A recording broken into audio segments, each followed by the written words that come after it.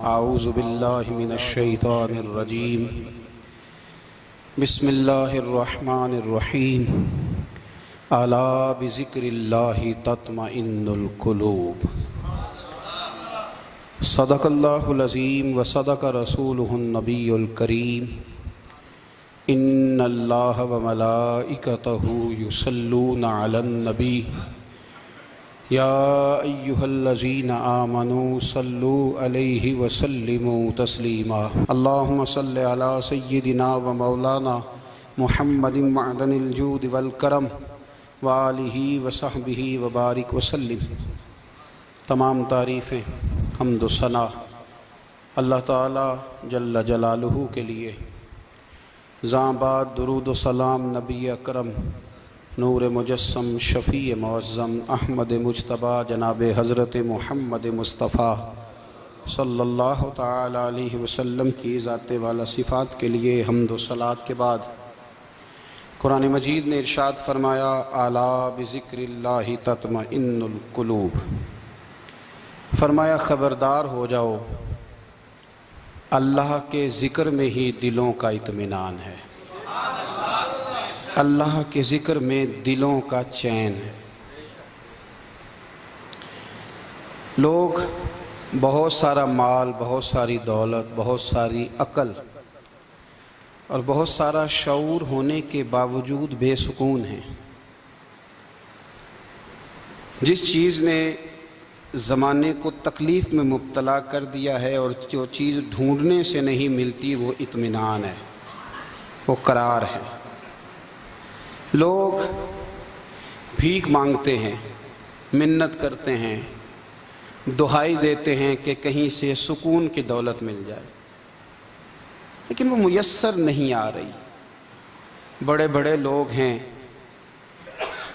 اور میں عرض کر چکا ہوں کہ مالدار بھی ہیں اور عقل مند بھی ہیں، باشعور ہیں، پڑھے لکھے ہیں، پر قلبی سکون، راحت، اطمینان، چین انہیں میسر نہیں آ رہا۔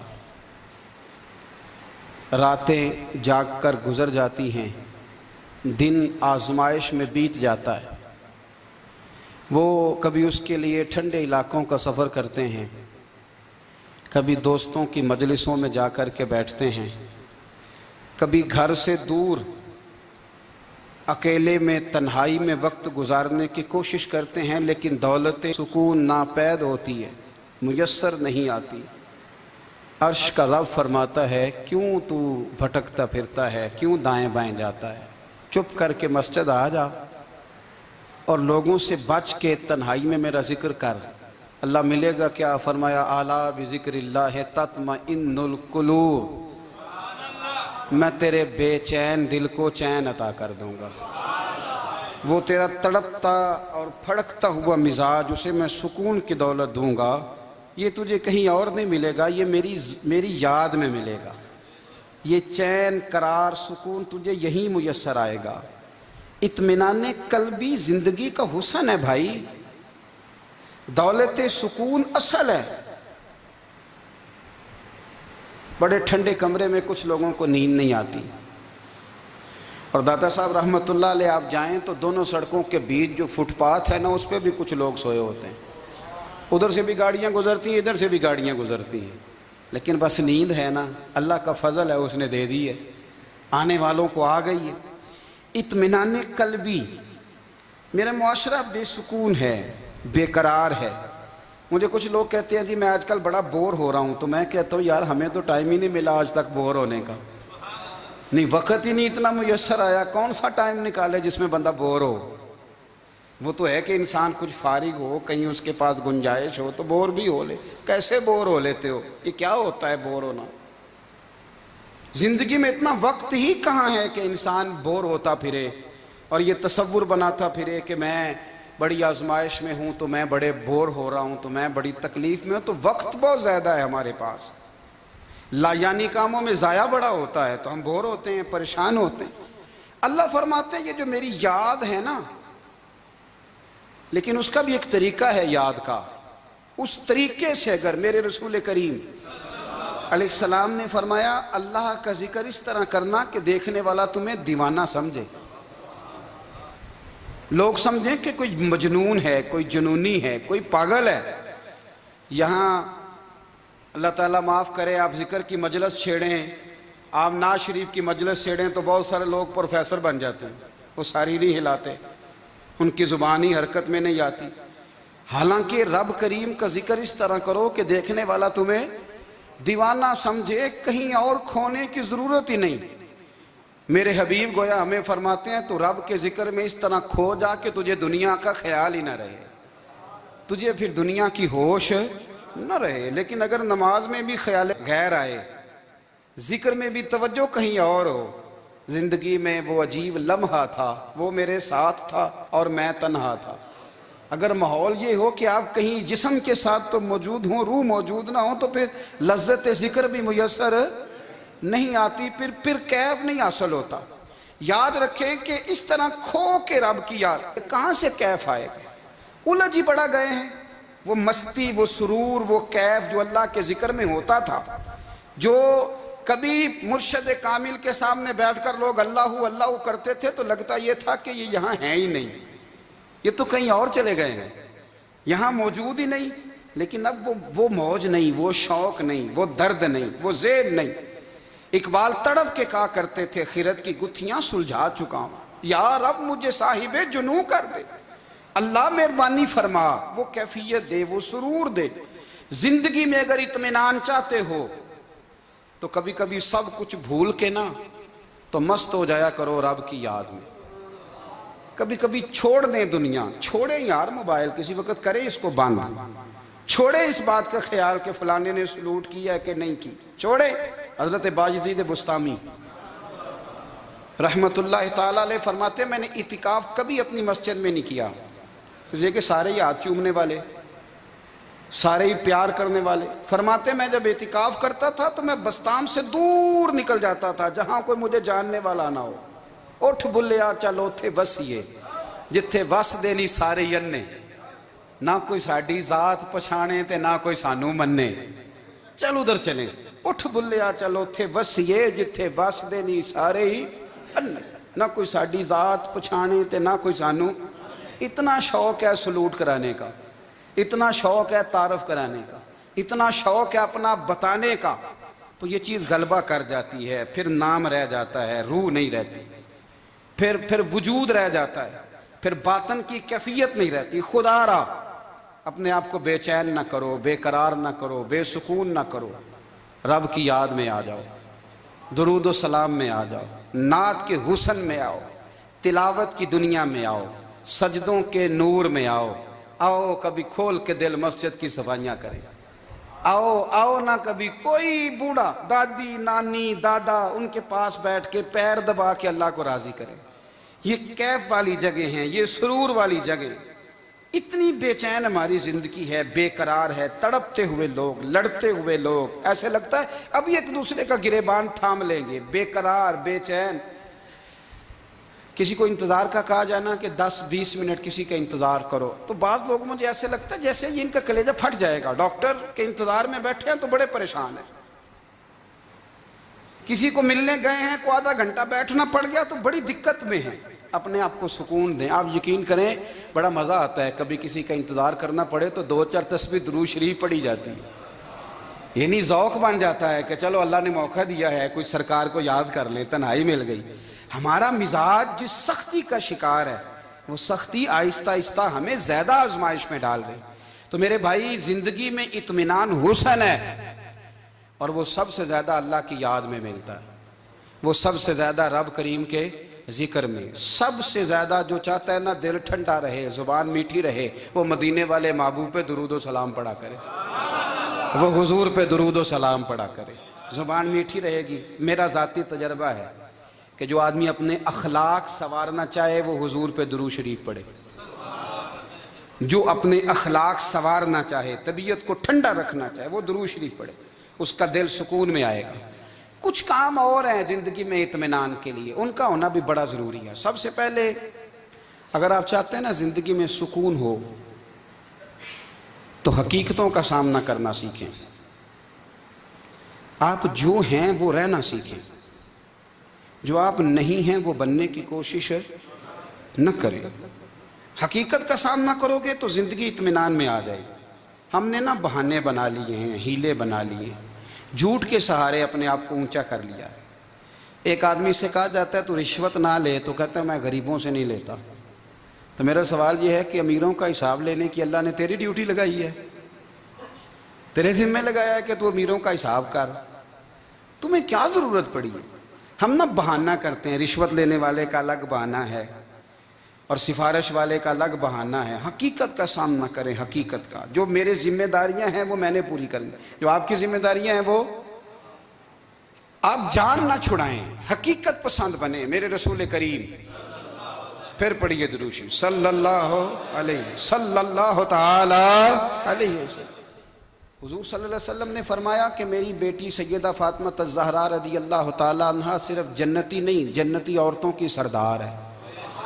لیکن حضور نے یہ بھی فرمایا کہ فاطمہ یہ خیال رکھنا، اگر اللہ نے حساب پوچھا تو حساب تم نے خود دینا ہے۔ حقیقت کی طرف توجہ کرائی حضور نے، وہ صرف جنتی نہیں، جنتی عورتوں کی سردار ہیں، پر حقیقت کی جانب توجہ۔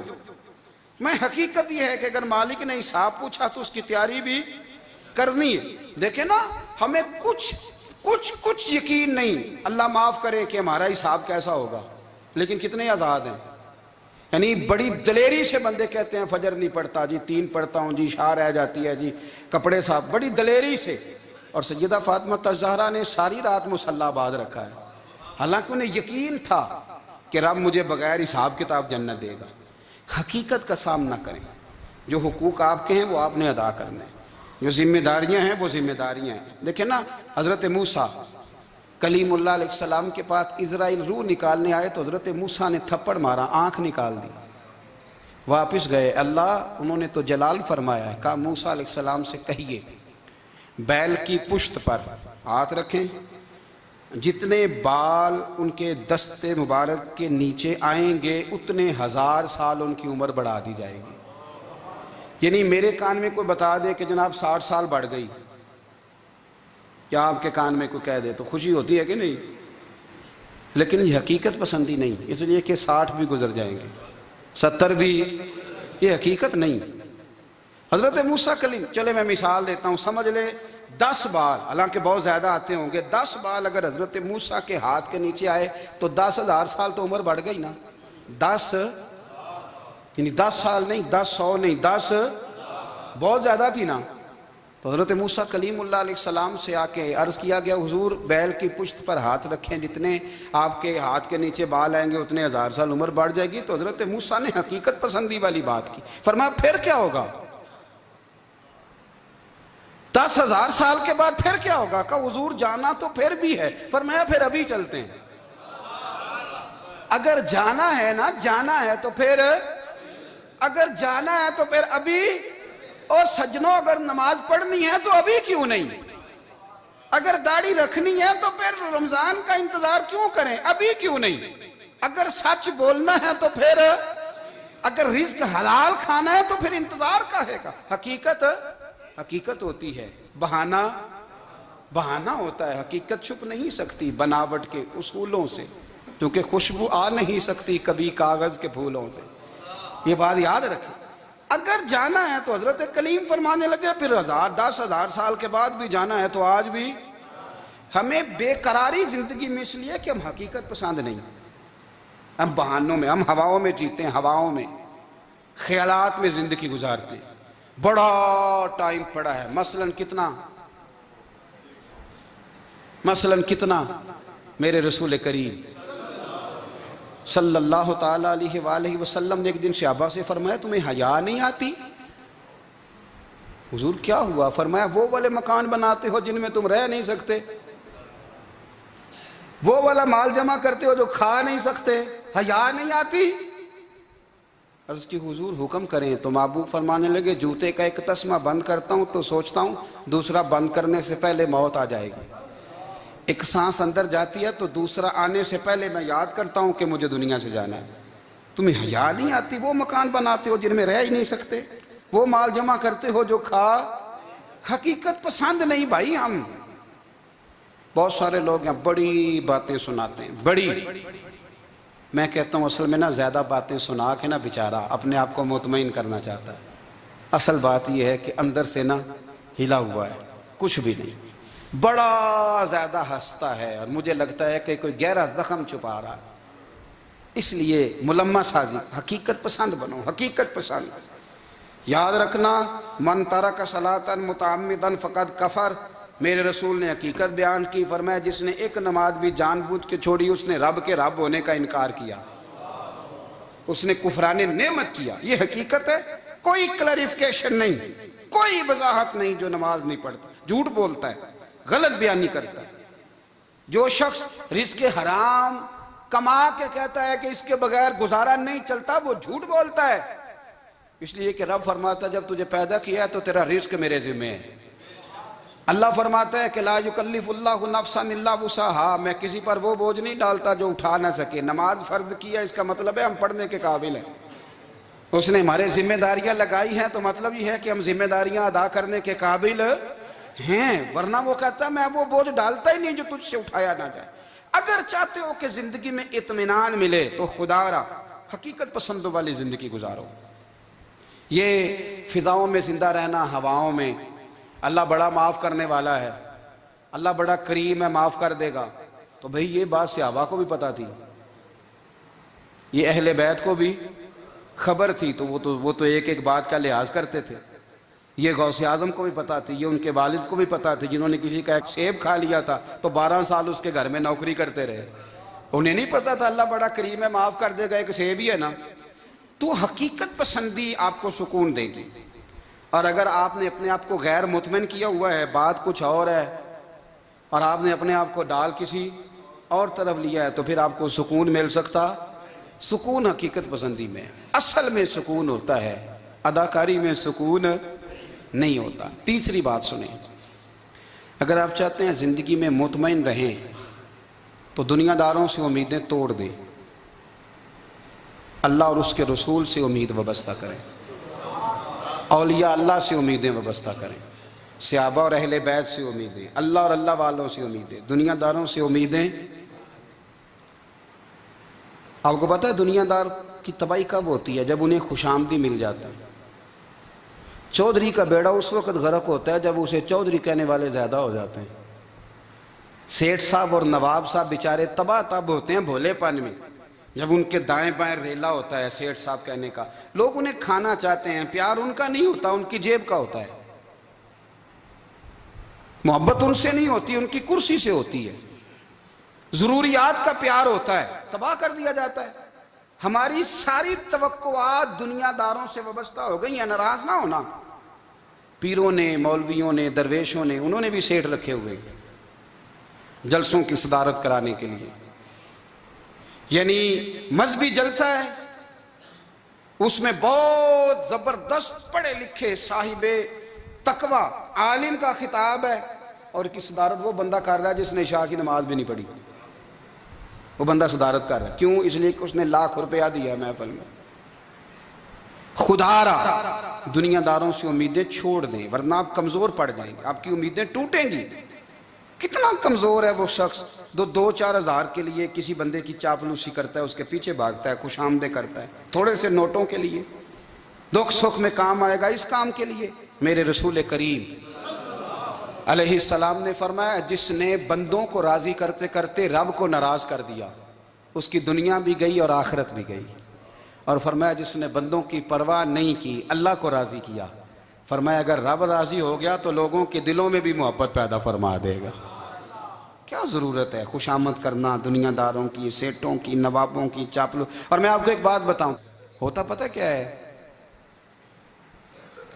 یہ جو حب جا اور حب با ہوتی ہے نا، اس سے پیٹ نہیں بھرتا۔ آپ کو اگر خوشامد کرنی ہے تو پھر آپ کو ساری زندگی کرنی ہے۔ پھر ان کو بھی پتہ ہوتا ہے کہ تعلق کس بنیاد پر ہے، اس میں کبھی بھی خلوص پیدا نہیں ہوتا۔ آپ بے چین رہتے ہیں، بے قرار رہتے ہیں، آپ کو تکلیف رہتی ہے ہمیشہ۔ کبھی بھی دنیا داروں سے امیدیں وابستہ نہ کریں۔ ایک بات سنیں بڑی شاندار، امام غزالی نے لکھی ہے۔ امام غزالی فرماتے ہیں کہ ہارون الرشید نا حج کر کے واپس آیا بغداد میں، تو کونے میں حضرت بہلول دانا بیٹھے تھے، رش بہت تھا، مجمع بڑا تھا، حضرت بہلول دنا بھی سڑک کے کنارے بیٹھے تھے تو سپاہی کہنے لگے یہاں سے اٹھ جاؤ، فرمانے لگے ہارون رشید کی زمین نہیں، زمین میرے رب کی ہے، میں کیوں اٹھوں؟ وہ قریب سے گزرا تو سلام لی، تو آپ نے اس کا پروٹوکول دیکھا تو فرمانے لگے ہارون رشید تجھ سے تگڑے تگڑے موٹے موٹے پروٹوکول میں نے لوگوں کے دیکھے ہیں، اور یہ جو تیرے دائیں بائیں آج تیرے نعرے لگا رہے ہیں یہ پہلے ان لوگوں کے نعرے لگایا کرتے تھے، اور تھوڑا وقت گزرنے دے، جو تیرے بعد آئے گا نا یہ سارے پھر ان کے نعرے بھی لگائیں گے۔ تو جھوٹ کی دنیا میں زندہ ہے، ان سے تو نے امیدیں وابستہ کی ہیں، یہ کل اس کے نعرے لگائیں گے۔ اس کے دل پہ بڑا اثر ہوا، گھوڑے سے اتر آیا، آگے کہنے لگا حضور آپ نے مجھے بڑی اچھی نصیحت کی ہے، میرا دل بڑا ٹھنڈا ہوا ہے، میں نے سنا ہے آپ مقروض ہیں، کچھ لوگوں کا قرض، تو مجھے کوئی حکم ہی کر دیں۔ آپ ہنسنے لگے، فرمانے لگے یار تو بڑا ہی بیوقوف ہے، بڑا ہی بیوقوف ہے، تو میں تجھے نصیحت کر رہا ہوں تو مجھے الجھا رہا ہے، حضور کوئی حکم کر دیں۔ کیا خوبصورت انداز ہے رب کریم کے بندوں کا۔ حضرت بہلول دانا فرمانے لگے تیرا رب کون ہے؟ کہا اللہ، تو فرمایا میرا کون ہے؟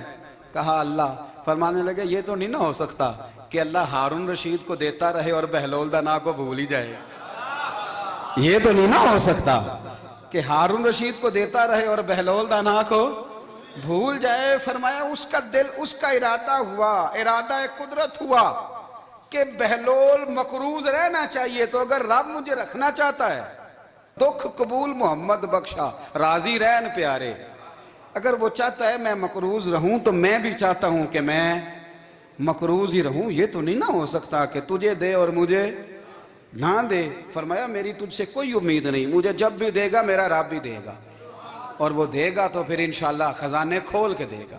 دنیا داروں سے امیدیں وابستہ کرنا، لوگوں کے پیچھے، یہ چھوڑ دیں، آپ بے چین رہیں گے، بے قرار رہیں گے۔ اللہ والوں سے ضرور امیدیں وابستہ کریں، اس لیے کہ ان کے پاس جو کچھ ہوتا ہے وہ دراصل رب کا ہی ہوتا ہے، لیکن سیٹھوں سے، نوابوں سے، سیاستدانوں سے باز آ جائیں، ہماری بڑی امیدیں وابستہ ہیں۔ میں اکثر کہتا ہوں جتنے پھیرے نوکری کے لیے دنیا دار کے دروازے پہ لگائے ہیں نا، اس سے کم دفعہ مسجد میں نفل پڑے ہوتے تو رب اتنی بڑی مہربانی فرما دیتا۔ تیسری بات یہ یاد رکھیں، اگر سکون لینا چاہتے ہیں نا، اگر سکون لینا چاہتے ہو نا تو لوگوں کو ڈسکس کرنا بند کر دو۔ کس کو اللہ نے کتنے پیسے دیے ہیں وہ جانے اور اللہ جانے، کس کو اللہ نے کتنی گاڑیاں دی ہیں وہ جانے، اور لوگوں کو ڈسکس کرنا جی۔ یعنی میں ایک جگہ بیٹھا تھا تو ایک صاحب گاڑی والا گزرا، گاڑی میں بیٹھ کے، اس کا پڑوسی تھا، کہندے تھا منہ ہے کار والا، میں کہ وہ تے ہے تاں ہی بیٹھا ہے، تو ہن میں کہ سمجھانا سی نا انہوں، میں کہ توں تے میں حساب لائیے بھی ساڈے کول کوئی نہیں، وہ تے ہے، لیکن نا اللہ نے اسے دی ہے نا، تو اللہ نے چاہا نا وہ کار میں بیٹھے، تو جس نے پھٹے پہ بیٹھ کے یہ تبصرہ کیا کہ منہ ہے کار والا، میں کہ وہ تے ہے تاں کار ہے۔ اب مجھے اور تجھے اندازہ لگانا چاہیے کہ ہم کیا یہ بحث ہے، یعنی اللہ کو چاہیے تھا معاذ اللہ کے پہلے تجھ سے پوچھتا کہ اسے کار دینی ہے کہ نہیں، کیا مطلب فضول بحث ہے۔ وہ چیز ہمیں اتنا تنگ کرتی ہے، اتنی تکلیف دیتی ہے کہ آپ یقین کریں سارا دن اسی کو ڈسکس کرتے ہیں، سارا دن اس کے پاس گاڑی ہے، اس کے پاس کار ہے، فلانے کا پیسہ 1 نمبر ہے، فلانے کا 2 نمبر ہے، فلانے کا 6 نمبر ہے، اصل بات کے اندر حسد ہے، اس کو نکالو۔ ایک بات کہنے لگا ہوں، اسے یاد رکھنا، میرے اعلیٰ حضرت رحمۃ اللہ علیہ فرمایا کرتے، حسد کرنے والا بندوں پر اعتراض نہیں کرتا، اللہ پر اعتراض کرتا۔ وہ کہتا ہے اللہ اسے کیوں دیا ہے، اتنا کیوں دیا ہے، معاذ اللہ وہ اللہ کی تقسیم پر اعتراض کرتا۔ حسد کرتے ہو بے چین رہو گے، حسد آپ کے دل کو تڑپا کے رکھ دے گا، چھوڑے۔ اللہ بڑا کریم ہے، جس کو جہاں چاہتا ہے وہاں بٹھا دیتا ہے۔ آپ قطعاً اس بحث میں نہ پڑیں کہ اللہ نے کس کو کتنا دیا ہے، کب دیا ہے، کیوں دیا ہے، وہ بڑا بے نیاز ہے۔ حسد آپ کو تباہ کرے گا۔ دنیا میں پہلا گناہ جو ہوا تھا وہ حسد تھا۔ ابلیس نے حضرت آدم سے حسد کیا، کہنے لگا میں بہتر ہوں، سرداری اس کو مل رہی ہے، یہ تو اللہ کو پتہ ہے نا کس کو دینی ہے۔ اور دنیا میں پہلا قتل حسد کی وجہ سے ہوا، حابیل قابیل کے درمیان حسد کا معاملہ تھا، خاتون کا نکاح اس سے کیوں ہو رہا ہے، مجھ سے ہونا چاہیے۔ حسد تباہی کرتا۔ اب یقین کریں، یعنی دکاندار کے سامنے دوسری دکان پڑتی ہے اور پریشان ہو جاتا ہے، وہ کہتا ہے میرا کیا بنے گا، لا حول ولا قوت الا باللہ العلی العظیم۔ یعنی تیرا کیا خیال ہے کہ تیرے حصے کی روٹی وہ کھا جائے گا؟ اتنا چھوٹا دل، یعنی تیرا موقف یہ ہے کہ تیرے حصے کا نصیب اس تک چلا جائے گا، یہ تیری خواہش ہے؟ ایک دوسرے کی کمزوریاں بیان کرنا، اس کا تو مال ہی ناقص ہے جی، اس کے تو پاس ہی کچھ نہیں، یہ تو کمزور لوگوں کا طریقہ ہے۔ میرے رسول کریم علیہ السلام گزر رہے تھے، پت جھڑ کا موسم تھا، خزاں کا موسم تھا، درختوں کے پتے جھڑ رہے تھے، صحابہ کو ساتھ لے کے حضور گزرے اور ایک درخت کی ٹہنی کو پکڑ کے حضور نے ہلایا۔ صحابہ فرماتے ہیں کہ چھم چھم اس کے پتے گرے، زمین پر ڈھیر لگ گیا۔ حضور نے فرمایا دیکھا تم نے کیا ہوا؟ حضور ہاں۔ فرمایا کتنی تیزی سے پتے جھڑے ہیں، صرف تنا رہ گیا ہے اور خالی ٹہنیاں رہ گئی ہیں، کوئی حسن بچا ہے؟ حضور نہیں۔ تو نبی کریم فرمانے لگے جو حسد کرتا ہے نا، اس کی نیکیاں بھی اسی طرح جھڑ جاتی ہیں، اسی طرح۔ اور ایک جگہ حضور فرمانے لگے جس طرح راکھ لکڑی کو آگ کھا جاتی ہے، جس طرح لکڑی کو آگ، جب آگ کھا جائے تو پھر لکڑی کو لکڑی نہیں کہا جاتا، راکھ کہا جاتا ہے، کوئلہ کہا جاتا ہے، اس کی اصل باقی یعنی اسے کھائی جاتی ہے۔ تو حضور علیہ السلام فرمانے لگے جس طرح آگ لکڑی کو کھا جاتی ہے، فرمایا اسی طرح حسد نیکیوں کو کھا جاتا ہے، نیکیاں رہتی نہیں۔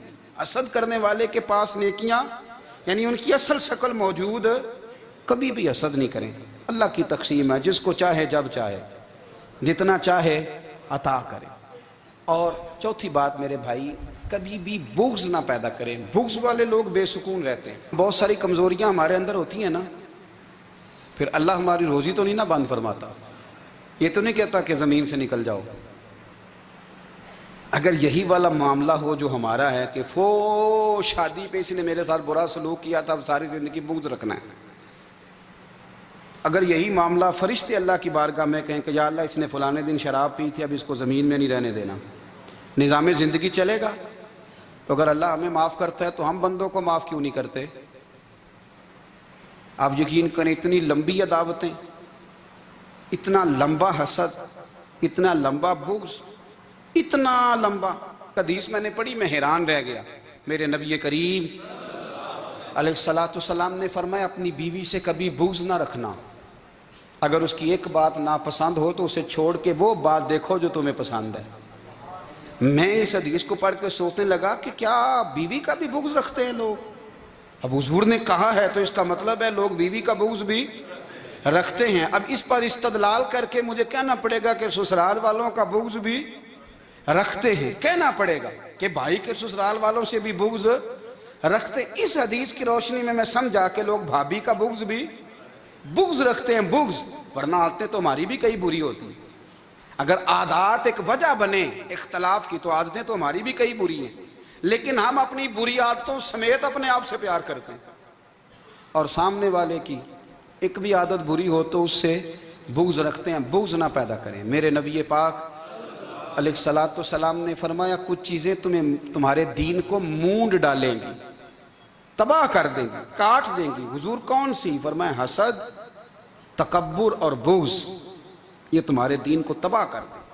ہم بے چین اس لیے ہیں کہ ہم نے بہت سارے لوگوں کا بغض پالا ہوا ہے، اور ہر فیلڈ میں سیاستدان نے سیاستدان کا، ذاتیات پر اتر کے بات کرتے ہیں، معزز ترین لوگ، تاجر نے تاجر کا، اللہ ماشاءاللہ بعض جگہ پہ اہل علم بھی ایک دوسرے سے عداوت رکھتے ہیں۔ خدا را دل رب کریم کے آنے کا ٹھکانہ ہے، یہ صاف ہوگا تو اس میں رب رسول کے جلوے ہوگے، اور اگر اس میں عداوت ہو، اس میں بغض ہو، اس میں کینہ ہو، نفاق ہو، سنیں میرے رسول کریم حضرت ابوبکر صدیق رضی اللہ تعالیٰ عنہ کہتے ہیں میں رو ہی پڑا۔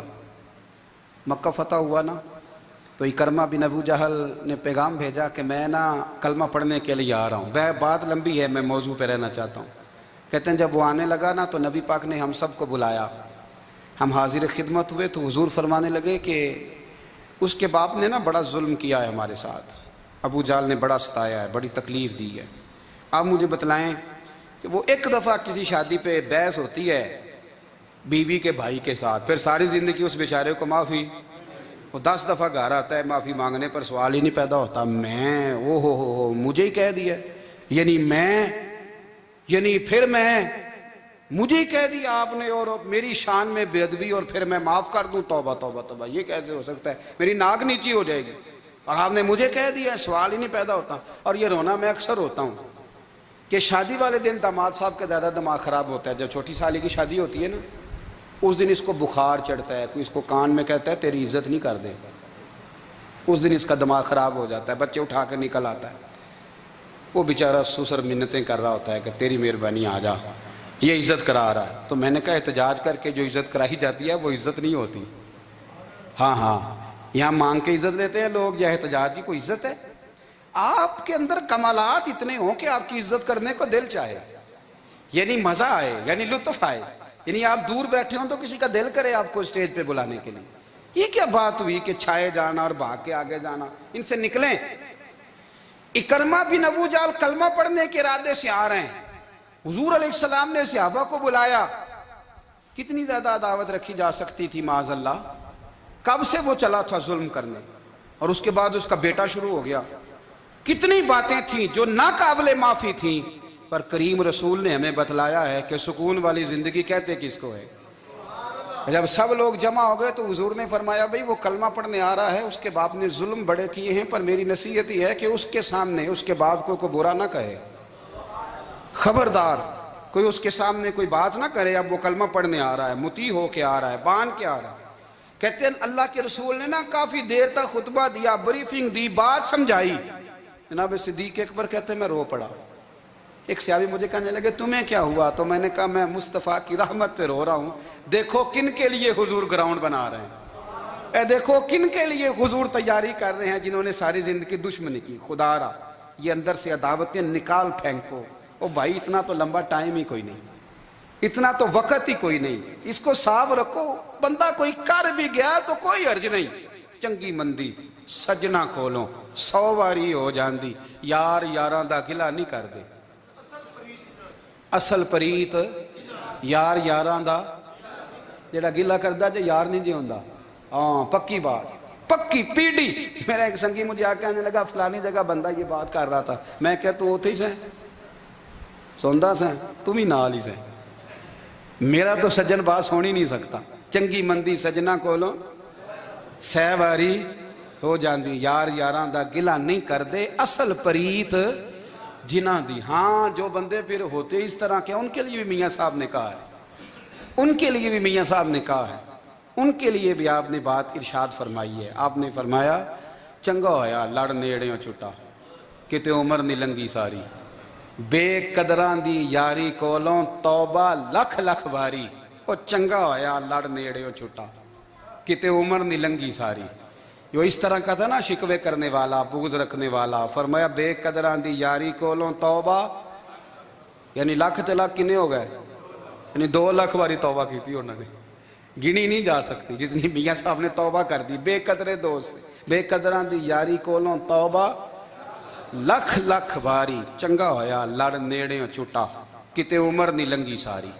تو مہربانی کریں، ایک تو اگر آپ مطمئن رہنا چاہتے ہیں تو کبھی کبھی نا مست ہو کے ذکر الہی کریں، مست ہو، وہ والا ذکر نہیں جس میں آپ موبائل بھی دیکھ رہے ہیں اور کہانیاں بھی۔ میرے سامنے کو بندہ جمعے والے دن یا تقریر کے درمیان تسبیح لے کے بیٹھ جائے تو میں اس سے پوچھتا ہوں تو دو کام ایک ٹائم جکے پہ کرنا ہے؟ میری بھی بات سن رہے ہو، تسبیح پڑھی تو ممکن ہی نہیں۔ تسبیح تو تسبیح ہے، جب وہ ہوگی تو پھر کوئی اور کام سوال ہی نہیں پیدا ہو۔ ایک تو ذکر کریں محو ہو، دوسری بات حقیقت کا سامنا کریں۔ آپ اگر مطمئن رہنا چاہتے ہیں تو حقیقت پسند بنیں۔ تیسری بات حسد چھوڑ دیں، دوسروں کو ڈسکس کرنا چھوڑ دیں، آپ یہ دیکھیں کہ اللہ نے مجھے کیا کچھ دیا، اس پہ راضی رہیں۔ اور چوتھی بات عداوت چھوڑ دیں، سینے میں کینہ چھوڑ دیں، آپ کی زندگی مطمئن ہو جائے گی، آپ خوشحال رہیں گے۔ وہ جو آپ لفظ کہتے ہیں نا کہ میں بور ہوں، میں پریشان ہوں، اس سے آپ نکل آئیں گے۔ اللہ ہمیں محبوب کی غلامی میں زندہ رکھے، غلامی میں موت۔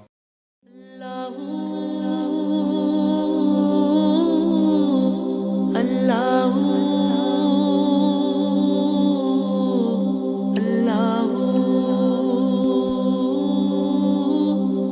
اللہ اوکھے پین کہندے لمیاں نے راواں عشق دیاں درد جگر سخت سزاواں عشق دیاں درد جگر سخت سزاواں عشق دیاں اللہ اللہ اللہ اللہ بلا ورگی جندڑی عشق رولا چھڑدا سر بازار چاوے عشق نہ چا چھڑدا